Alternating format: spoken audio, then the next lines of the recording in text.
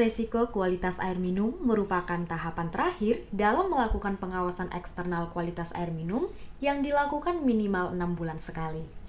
Dari hasil analisis resiko tersebut akan diperoleh potensi resiko kesehatan yang mungkin terjadi untuk selanjutnya dilakukan antisipasi. Pada pelaksanaannya, hal penting yang harus didapatkan dalam kegiatan analisis resiko ini adalah informasi tentang masalah penting yang ditemukan berkaitan dengan kualitas air minum di suatu wilayah yang nantinya akan menjadi dasar penyusunan rekomendasi dan rencana tindak lanjut untuk mengatasi permasalahan tersebut. Pada video tutorial ini, kita akan mempelajari identifikasi potensi resiko, prediksi dampak potensi resiko, serta penetapan status potensi resiko. Setelah mengikuti video ini, peserta diharapkan dapat melakukan analisis resiko kualitas air minum. Terdapat 3 tahapan dalam melakukan identifikasi resiko kualitas air minum, yaitu identifikasi potensi resiko hasil surveillance, identifikasi potensi resiko hasil pengujian sampel, dan rumusan hasil identifikasi potensi resiko. Mari kita bahas satu persatu. Pada kegiatan identifikasi potensi resiko adalah melakukan identifikasi potensi resiko hasil surveillance kualitas air yang meliputi telaah terhadap rekapitulasi data hasil IKL dan rekapitulasi hasil pengujian sampel. Data tersebut berisikan proporsi sarana air minum yang beresiko tinggi dan SAM yang rehabilitasi, serta proporsi sarana air minum dengan resiko sedang dan juga rendah. Berikut contoh data potensi resiko dari sarana air minum hasil inspeksi kesehatan lingkungan.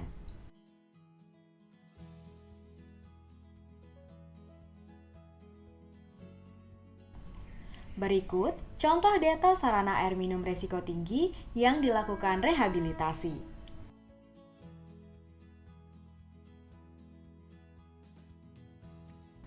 Berikut contoh data SAM yang disampling dari SAM yang beresiko sedang dan rendah masing-masing kategori potensi resiko.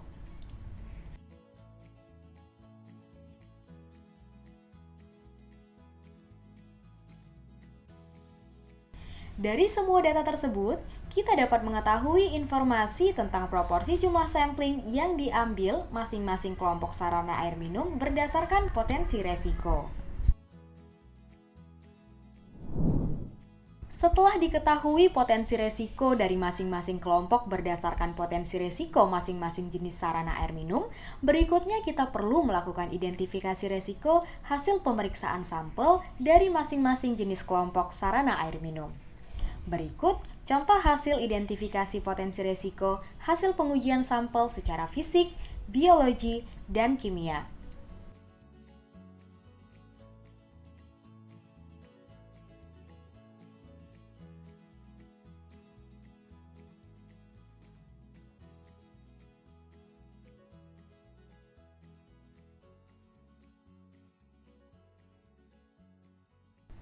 Berikut hasil pengujian sampel di lapangan sarana air minum jaringan perpipaan, non-perpipaan, PAM RT yang tidak memenuhi syarat setelah dibandingkan dengan nilai standar dan baku mutu kualitas air atau SBMK.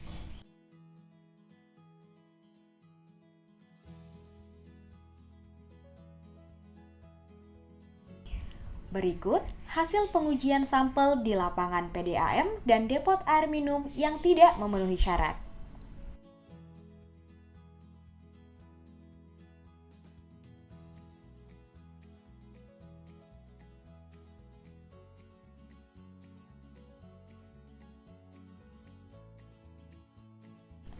Berikut data jumlah sarana air minum yang positif secara fisik.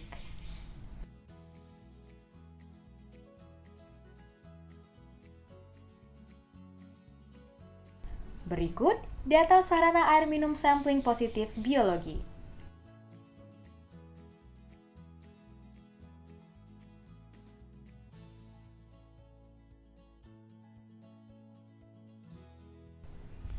Berikut data hasil pemeriksaan positif kimia.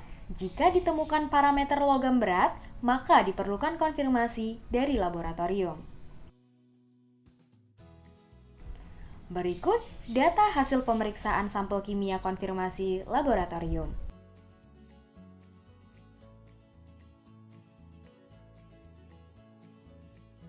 Kegiatan identifikasi resiko mengacu pada data hasil IKL dan hasil uji sampel. Berikut data yang ada dalam rumusan hasil analisis resiko. A. Data penduduk dan institusi yang dipantau dan menggunakan sarana air minum berdasarkan kelompok atau kategori. B. Persentase responden yang menjadi sampling. C. Persentase sarana air minum yang beresiko tinggi pada setiap kelompok dan persentase yang sudah direhabilitasi. D. Persentase sarana air minum yang diambil sampel. E. Persentase sampel yang diuji di lapangan. F. Persentase parameter fisik yang tidak memenuhi syarat pada setiap kelompok. G. Persentase parameter biologi yang tidak memenuhi syarat pada setiap kelompok. H. Persentase parameter kimia yang tidak memenuhi syarat pada setiap kelompok. I. Jumlah sampel kimia yang dikonfirmasi ke laboratorium. J. Jumlah sampel yang mengandung zat kimia berbahaya hasil konfirmasi laboratorium. Contoh rumusan identifikasi potensi resiko adalah A. Jumlah penduduk yang dilayani jaringan perpipaan per 100 rumah, jumlah sampel yang diambil 10 sampel. B. Jumlah penduduk yang menggunakan sarana air minum non-perpipaan per 200 rumah, jumlah sampel yang diambil 20 sampel. C. Jumlah PAM RT yang akan disurvei atau dipantau per 200 rumah, jumlah sampel yang diambil 20 sampel. Hasilnya, A. Hasil IKL sarana air minum yang beresiko tinggi 60%. B. Ditemukan 40% sarana air minum yang beresiko tinggi, namun baru 20% yang dapat direhabilitasi. C. Ada 50% sarana air minum, namun secara kualitas fisik 80% tidak memenuhi syarat. Secara kualitas biologi 90% masih bermasalah. D. Terdeteksi mengandung zat kimia pada pengujian sampel di lapangan. Zat kimia yang ditemukan tersebut terdapat 5 sampel yang termasuk kategori zat kimia berbahaya sehingga perlu dirujuk ke laboratorium untuk konfirmasi lebih lanjut. Dari 5 sampel tersebut ditemukan zat kimia arsen pada sarana air minum non-perpipaan.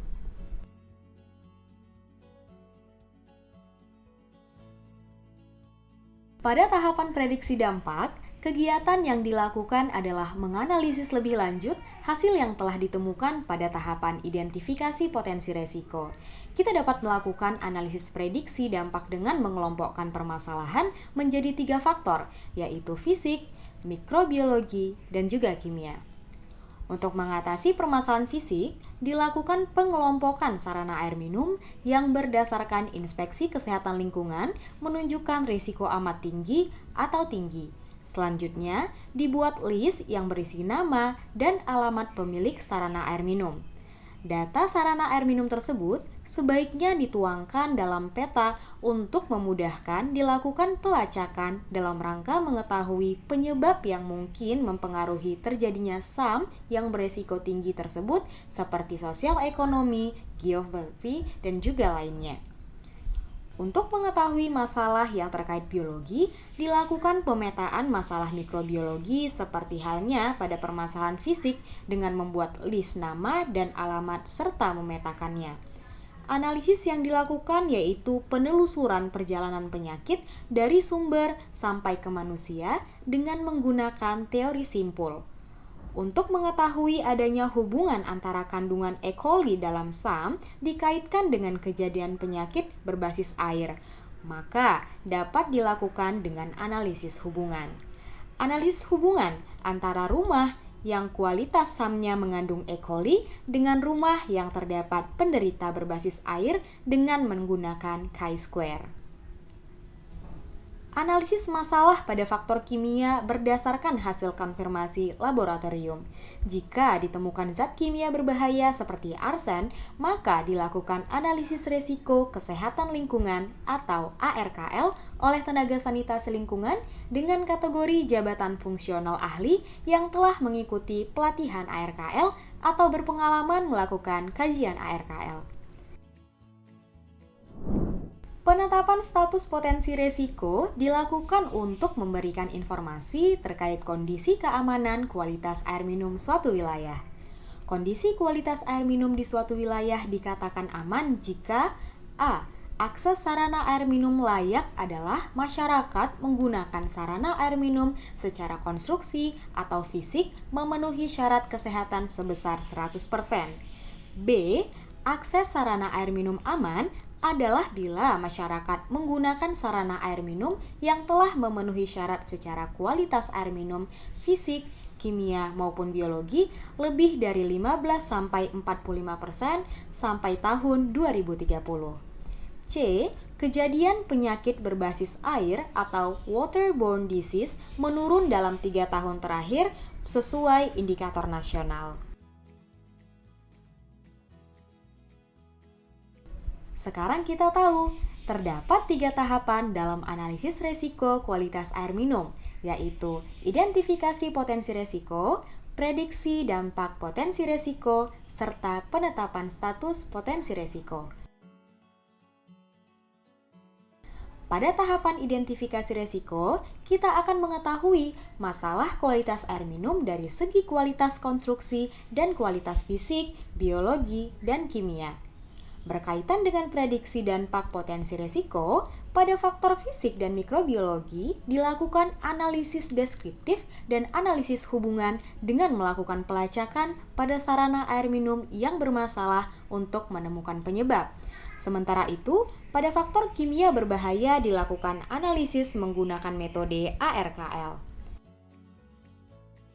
Terakhir, untuk melakukan penetapan status risiko harus ditetapkan batas aman, baik secara fisik, biologi, dan kimia agar sesuai dengan standar baku mutu kualitas atau SBMK air minum serta mengacu kepada indikator target nasional.